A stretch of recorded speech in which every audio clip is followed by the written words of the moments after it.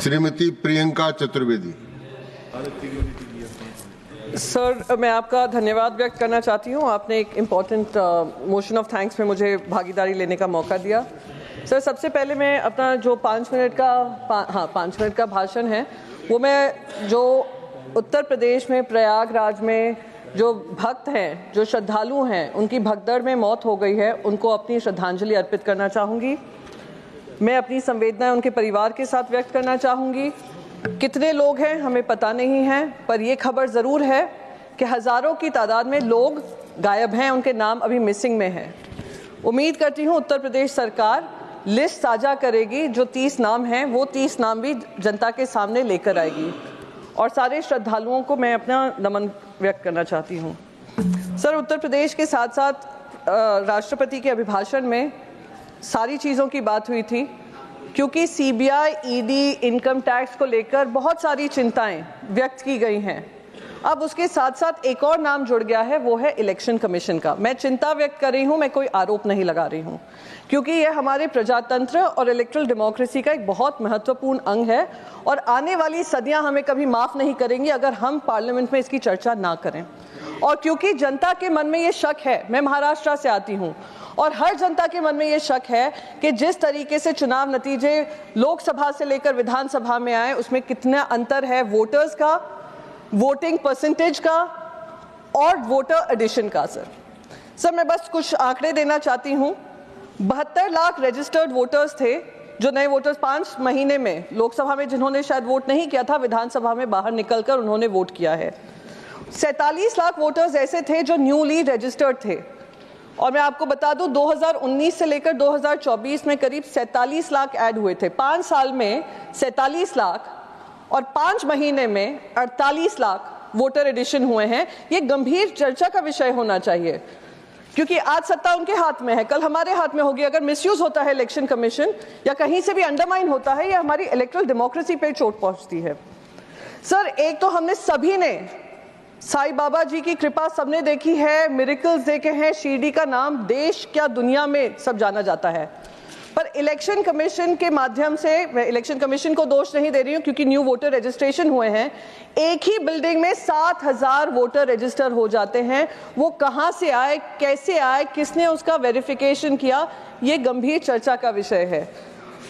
7.83% voter turnout last के 1 घंटे में महाराष्ट्र में होता है, जिसका अगर हम एब्सोल्यूट नंबर्स में ट्रांसलेट करें तो 76 लाख वोटर्स आकर वोट करते हैं लास्ट 1 आवर में।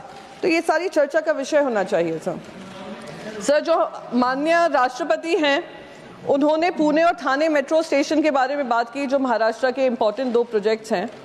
पर सर, उनमें 1 साल का डिले, 6 महीने का डिले और जो राइडरशिप है उसमें भारी कमी है, गिरावट है, और वो लॉस मेकिंग हो रहे हैं। इस पे भी मैं मानती हूँ उन्होंने वाह भाई वाह तो लूटा है, पर सत्यता क्या है उससे देश को अवगत नहीं कराया है। सर, महाराष्ट्र में एक स्कीम का लॉन्च हुआ, जैसे ही लोकसभा में हार हुई, एक स्कीम महिलाओं के लिए लॉन्च की, जो कहा था लाड़की बहन स्कीम है।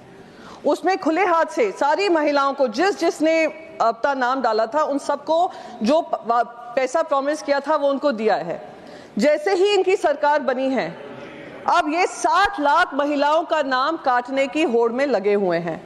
और जो महिलाओं को मिले थे, जो लाड़की बहन के स्कीम के अंतर्गत पैसे मिले थे, वो भी उनसे खींचने को लगे हैं। और आपस की छींटाकशी में सरकार में जो आने वाली जो स्कीम है, जो उनको पैसे मिलने चाहिए, वो भी उनको नहीं दिए जा रहे हैं। राष्ट्रपति जी ने बात की आयुष्मान भारत की। सर, पंजाब और हरियाणा के जो प्राइवेट अस्पताल हैं, उन्होंने आयुष्मान भारत स्कीम डिसकंटिन्यू कर दी है, क्योंकि 600 से 800 करोड़ का जो उनका बकाया है उनको टाइम से दिया नहीं जा रहा है। इससे प्रभावित कौन होता है? प्रभावित वहाँ की जनता होती है, वो गरीब जनता जिनको ये वादा किया हुआ है कि वो अगर हेल्थ क्या उनको फंड चाहिए उनको मिलेगा। सर, कॉर्पोरेट प्रॉफिट्स जो हैं 15 साल के हाई पे हैं, यानी इतना कॉर्पोरेट प्रॉफिट्स हो रहा है, इजाफा हुआ है कि 15 साल जो कॉर्पोरेट्स ने नहीं देखा होगा वो उनका इजाफा हो रहा है। पर मिडिल क्लास की बहुत चर्चा कर रहे हैं, मिडिल क्लास को लेकर बहुत वाह लूटी है। उनका जो इनकम है वो स्टैग्नेंट है, जो सैलरीड क्लास है वो स्टैग्नेंट है, और कोविड के बाद से जो कमी आई है वो कमी अभी भी बरकरार है। जो सबसे गंभीर जिनको चोट पहुंची है वो सेल्फ एम्प्लॉयड है, self employed citizens who are honest tax payers of this country. 38% उनके पैसों में, इनकम में गिरावट आई है, उसकी बारे में कोई चर्चा नहीं की गई, जो मैं मानती हूं कि एक दर्दनाक और दुखदाई विषय है। हैव एंड हैव नॉट्स के बीच में जो अंतर है वो इन आंकड़ों में ही स्पष्ट हो रहा है, जो इसके बारे में राष्ट्रपति जी ने कुछ नहीं कहा है। मेक इन इंडिया की बात हुई सर, पर क्या आपको पता है कि 40% जो सरकारी बिड्स भी आते हैं वो मेक इन इंडिया नॉर्म्स को फ्लाउट कर विदेशी कंपनियों को वो बिजनेस देते हैं। करीब करीब 6,000 करोड़ के जो टेंडर्स हैं वो विदेशी कंपनियों को दे दिए जाते हैं। उसमें से कितनी चाइनीज हैं मैं इसमें बात नहीं करना चाहूंगी, क्योंकि अगर चाइना के बारे में खुलासा किया तो ये इनको दर्द होने लगता है, इनको मिर्ची लगने लगती है। चाइना से क्या प्रेम है मैं नहीं जानती हूं, पर चाइना से हमें कोई प्रेम नहीं है, इसलिए मैं उनके बारे में उजागर करूंगी कि मेक इन इंडिया प्रोजेक्ट में जहां सरदार वल्लभ भाई पटेल जी की स्टैच्यू में भी मेड इन चाइना का स्टैंप हो, वो हमें मंजूर नहीं है। सर, मैं लास्ट अपना मुद्दा रखना चाहूंगी और आपका आभार व्यक्त करना चाहूंगी, क्योंकि आपने मुझे सारे मुद्दों पे बोलने का मौका दिया। ये जो प्राइम मिनिस्टर इंटर्नशिप प्रोग्राम है, युवाओं का इंटर्नशिप प्रोग्राम है, जिसके बारे में राष्ट्रपति जी ने 2 बार उसके बारे में बात कही है, मैं उसमें कहूंगी कि जो पूरा इंटर्नशिप स्कीम है, कहा गया था 1 करोड़ इंटर्नशिप्स ऑफर करेंगे युवाओं को, पर उसमें सिर्फ अभी 1.25 लाख ऑफर किया गया। पायलट स्कीम आई थी जिसमें से करीब सिर्फ 10,000 लोगों को, 10,000 बच्चों को ये एनरोलमेंट हुआ है। इतना हाई ड्रॉप आउट रेट है और जो रोल आउट करने का वादा है वो भी नहीं किया गया है। ये करना कहीं ना कहीं मैं मानती हूँ गलत है, और ये सिर्फ ग्रेजुएट्स के लिए है। अगर ये स्कीम पोस्ट ग्रेजुएट्स के लिए भी बढ़ा देंगे तो ये जो अनएम्प्लॉयमेंट का चैलेंज है, जो एक्सपीरियंस का चैलेंज आज फाइनेंस मिनिस्टर बता रही थी क्वेश्चन आवर में, शायद उसका भी कोई सोल्यूशन निकलेगा। इन्हीं शब्दों के साथ मैं अपनी बात खत्म करना चाहूंगी माननीय vice chairman sir, and thank you so much for allowing me to speak. धन्यवाद बहुत बहुत प्रियंका जी।